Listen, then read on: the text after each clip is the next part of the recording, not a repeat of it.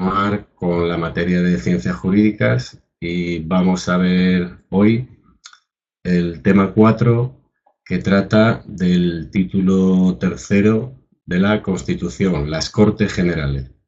Vamos a verlo en dos vídeos separados porque es un poco largo, un poco denso. Vamos a ver primero el capítulo primero que trata de las cámaras. Bien. Pues el artículo 66 nos habla de las Cortes Generales, que también se le llama el Parlamento, y está formada, las Cortes Generales están formadas por el Congreso de los Diputados y el Senado. Al Congreso también se le llama la Cámara Baja y al Senado se le llama la Cámara Alta.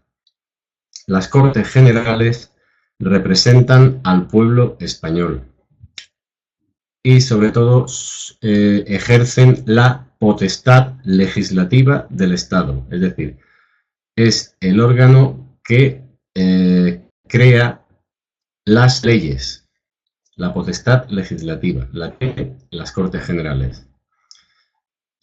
Aprueban los presupuestos, sus presupuestos, los de las Cortes Generales, y controlan la acción del Gobierno y demás competencias según la Constitución. Las Cortes Generales son inviolables. No se las puede atacar, no se puede interrumpir su actividad legislativa, de ninguna manera. El artículo 67 nos habla del mandato parlamentario. Es incompatible ser diputado y senador, o ser diputado nacional y diputado autonómico. Sin embargo, sí que se puede ser senador y diputado autonómico. Eso sí que es compatible. Los diputados y senadores no están ligados por mandato imperativo, es decir, tienen libertad de voto, en teoría. Las reuniones de parlamentarios deben tener una convocatoria reglamentaria. Si no, no vincularán a las cámaras y no podrán ejercer sus funciones ni ostentar sus privilegios. Es decir, no se pueden reunir en el bar del Congreso y aprobar leyes, ¿no? Y decidir qué ley se aprueba, porque no tiene una convocatoria reglamentaria. Tiene que estar todo el mundo informado previamente para estar presente, etc. El artículo 68 nos habla del Congreso de los Diputados y nos dice que se compone de un mínimo de 300 y un máximo de 400 diputados. La Ley Orgánica del Régimen Electoral General lo estipula en 350 diputados.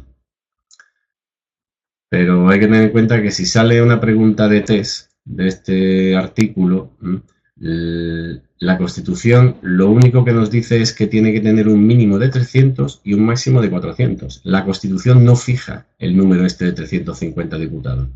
Este número lo fija una ley orgánica. Por lo tanto, la respuesta correcta sería un mínimo de 300 y un máximo de 400 diputados. El sistema electoral se basa en que la circunscripción electoral es la provincia y los diputados serán distribuidos en representación proporcional. Atentos a esto porque son preguntas muy habituales. ¿Cuál es la circunscripción electoral? Pues la provincia. Y la manera de elegir los diputados será en representación proporcional. Ceuta y Melilla, por ejemplo, elegirán un diputado cada una. Son electores y elegibles, pues todos los españoles en pleno uso de sus derechos políticos. El Congreso es elegido por 4 años. El mandato de los diputados termina a los 4 años o el día de la disolución de la Cámara. El día de la disolución de la Cámara es el día que el presidente del gobierno, el gobierno que está en vigor, fija el día de las elecciones, ¿no? Entonces, pues, en virtud de eso se disuelven las cámaras y un procedimiento que ahora iremos viendo poco a poco.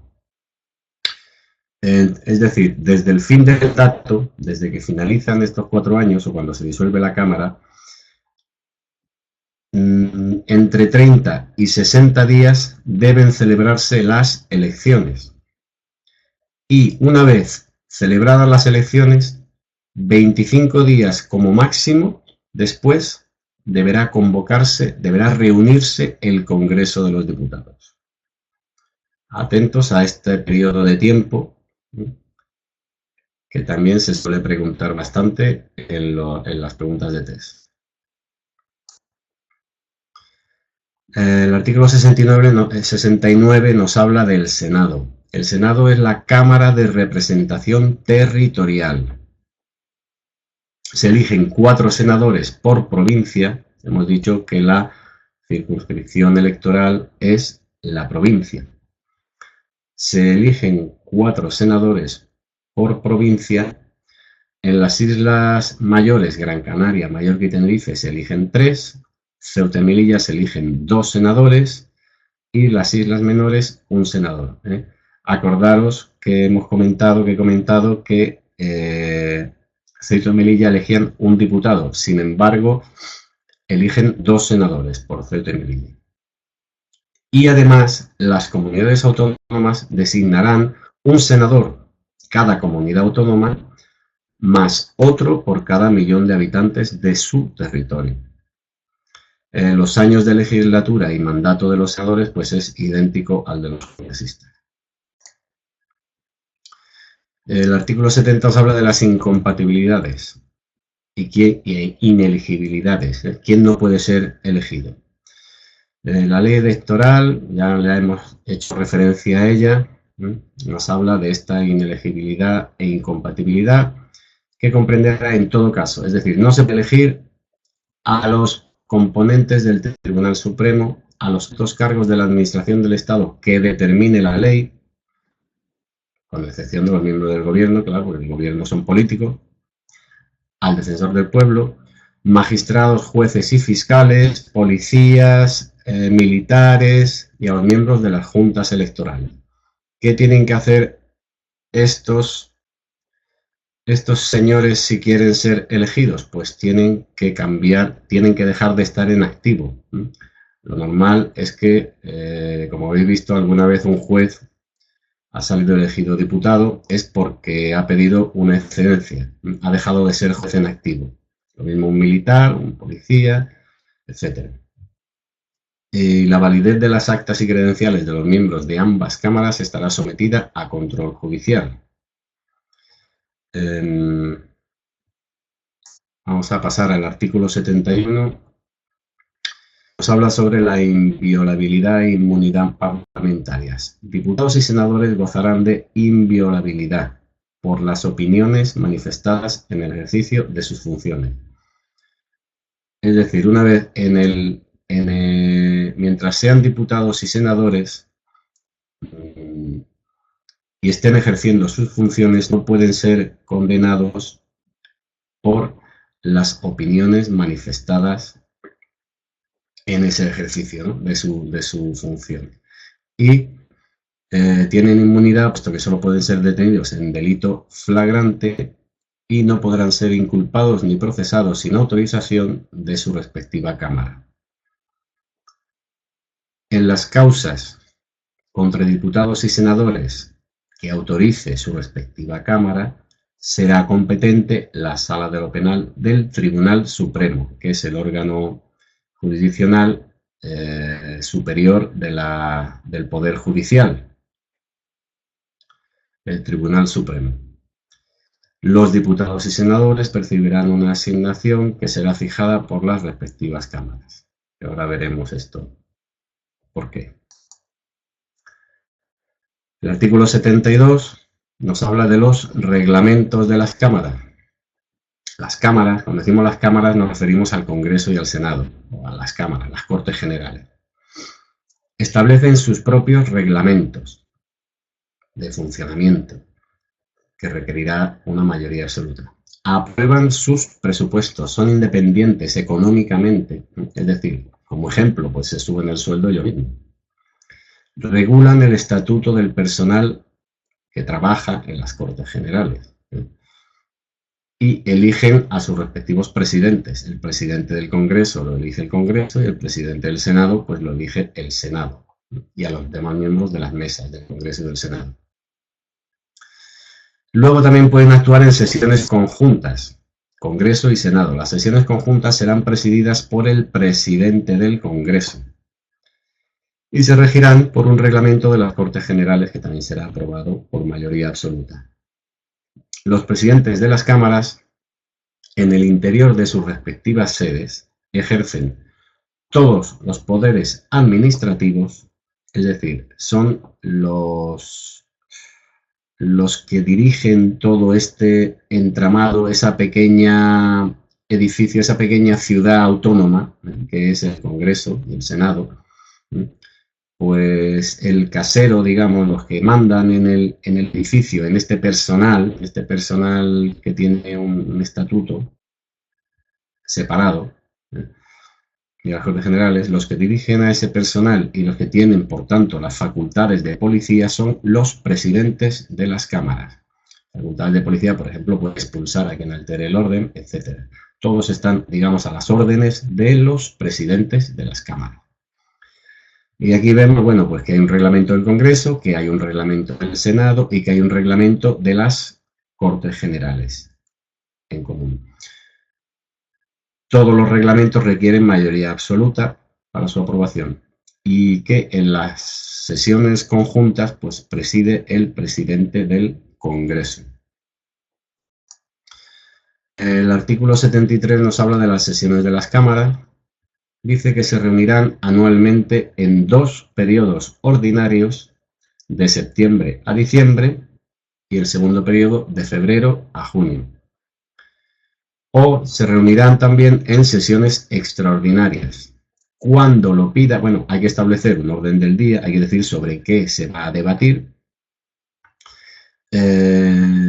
Y cuando lo pida, pues lo puede pedir el gobierno, esa sesión extraordinaria, lo puede pedir la Diputación Permanente. La Diputación Permanente son los sustitutos de los congresistas y senadores que se quedan, pues ¿cuándo? Pues cuando los demás se van de vacaciones, ¿no? Cuando las cámaras no están reunidas, en enero, en julio, en agosto y en el periodo en que se han disuelto y va a haber elecciones. O también se pueden reunir en una sesión extraordinaria, pues si lo pide la mayoría absoluta de los miembros de cualquiera de las cámaras. He visto bastantes preguntas de test relacionadas con los periodos de sesiones de las cámaras. ¿Cuándo finaliza un periodo? ¿Cuándo empieza el segundo periodo? ¿Cuándo acaba el segundo periodo? De septiembre a diciembre y de febrero a junio. Es decir, tienen los meses de vacaciones normales, entre comillas normales, julio y agosto, y también el mes de enero. Actúa en este periodo actual la Diputación Permanente.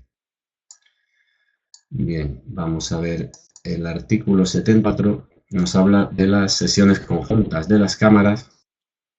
Normalmente las sesiones conjuntas se reúnen para ejercer competencias no legislativas, no van a crear leyes, sino más bien las que atribuye el título 2, que trata de la corona, en las que atribuye a las Cortes, ¿no? Y también las decisiones que están previstas en los artículos de, que pone aquí, 94.1, etcétera, sobre autorización de las Cortes para tratados internacionales, las cuales esta autorización, el procedimiento lo inicia el Congreso, cooperación entre comunidades autónomas, salvo prestación de servicios, que esto lo inicia el Senado, y distribución del Fondo de Compensación Interterritorial, el de distribución del dinero, del dinero territorial, que inicia el Senado. El procedimiento que tienen de aprobar en sesiones conjuntas, aprobar si se aprueba, es el siguiente.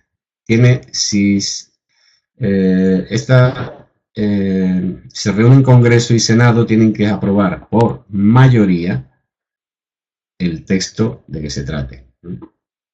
Por ejemplo, un tratado internacional, es decir, si España lo incorpora a su legislación.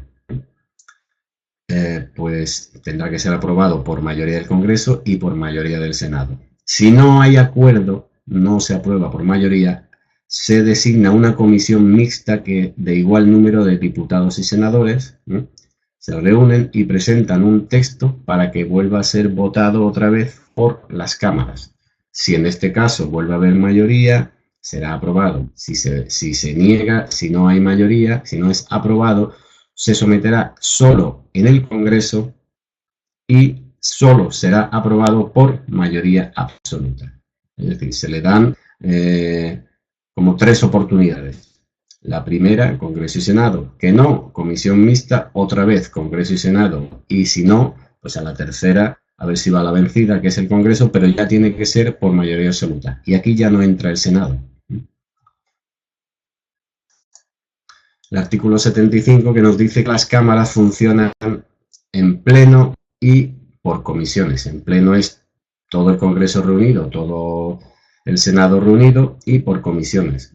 Hay comisiones para muchas cosas, bueno, para muchas cosas no, hay comisiones de investigación, hay comisiones mixtas, hay comisiones permanentes, las comisiones legislativas permanentes se establecen para la aprobación de proyectos o proposiciones de ley. Cuando se nombra comisión es para algo más especializado. En este caso, mientras esta comisión está trabajando, el Pleno podrá recabar en cualquier momento el debate y votación de estos proyectos de ley. No se puede delegar en comisiones la reforma constitucional, no se puede delegar en comisiones las cuestiones internacionales, las leyes orgánicas de bases y los presupuestos generales del Estado. El problema de esto es que se presta, bueno, el problema no, es que se presta muchas preguntas de test, todo es cuestión de estudiar. Pero tiene su lógica. Una comisión no se le puede conceder que estudie la reforma constitucional, bueno, se puede conceder que estudie, pero no se puede delegar ese trabajo.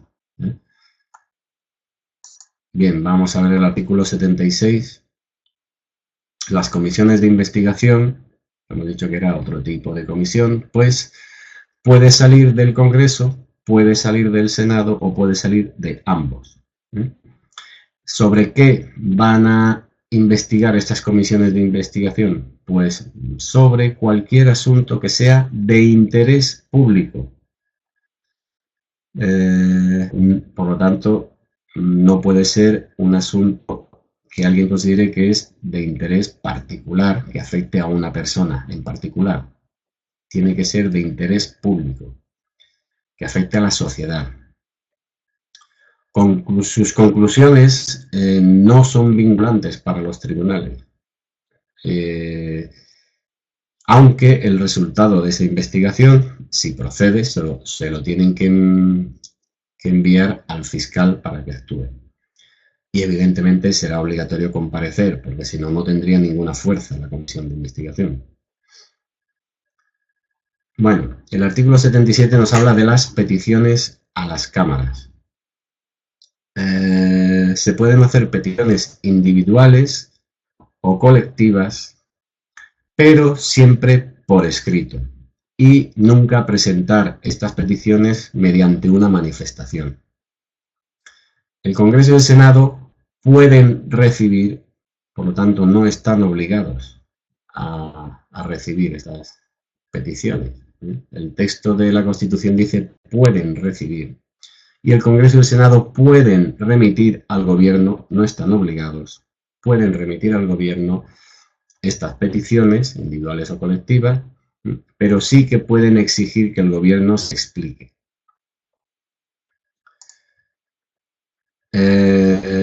Vamos a ver, el artículo 78 habla de las diputaciones permanentes, que hemos dicho que son las que asumen las funciones de las cámaras cuando éstas no están reunidas.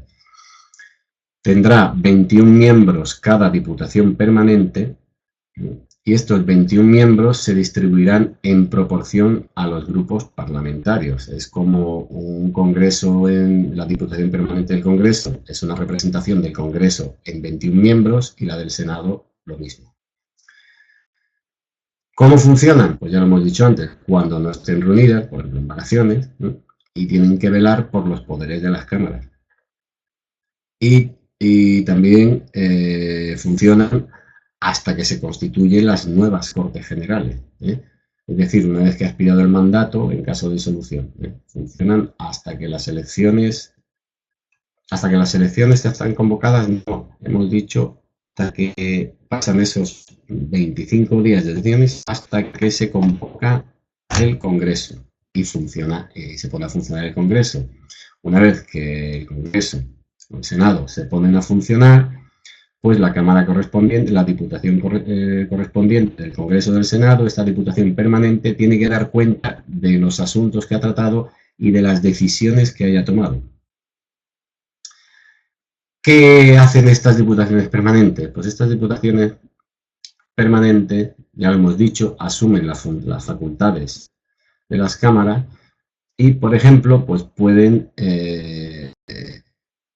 sacar adelante un decreto ley en caso de urgencia o pueden decretar lo preceptivo según el artículo 116 en lo relativo a los estados de alarma, excepción y sitio. Es decir, toman el mando si el gobierno no está, el Congreso no está reunido ni el Senado, pues si hubiera un estado de alarma, si hubiera que declarar el estado de alarma de excepción o de sitio, pues siempre está la Diputación Permanente que tiene competencia y tiene la obligación de hacerlo.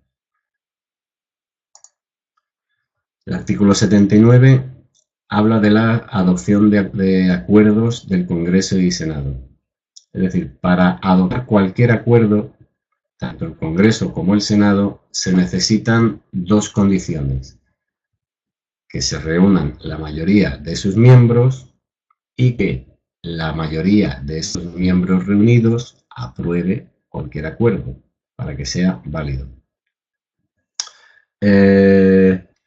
Claro, esto tiene la pega de que las mayorías especiales, bueno, no tiene ninguna pega, simplemente que hay una excepción, que la mayoría que hay, como hemos visto, para muchos actos se necesita mayoría absoluta, lo que llaman mayorías especiales.